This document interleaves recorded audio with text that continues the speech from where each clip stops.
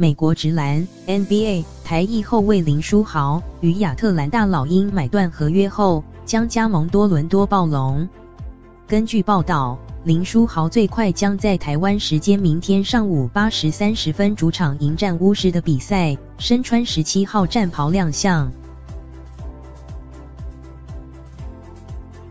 林书豪在老鹰身穿7号球衣，但暴龙7号属于王牌主控劳瑞 Kyle Lowry， 因此他考虑穿回曾在尼克与湖人时期穿过的17号战袍。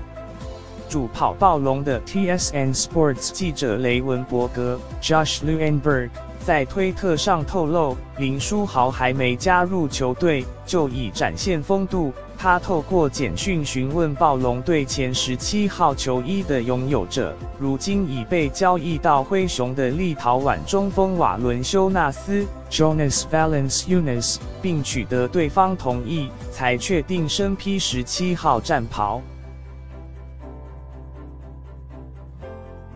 林书豪为何钟情7号与17号？主因于他是虔诚的基督徒，在基督教中，7代表上帝。至于选择17号，前面的意指的是他自己，一在7的旁边，则是意味自己在上帝的旁边。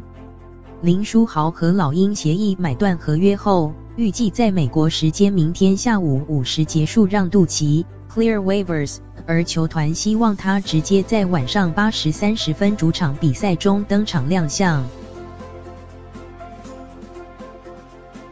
暴龙这么急着让林书豪出赛，除了器重他的表现以外，另一项主因是阵中第一替补后卫范弗利特 （Fred VanVleet） 因左拇指韧带受伤，预计将缺席3周。暴龙在后场人手短缺的情况下，林书豪的加盟无疑是球队的利多。一般预料他加盟暴龙后，上场时间可望增加。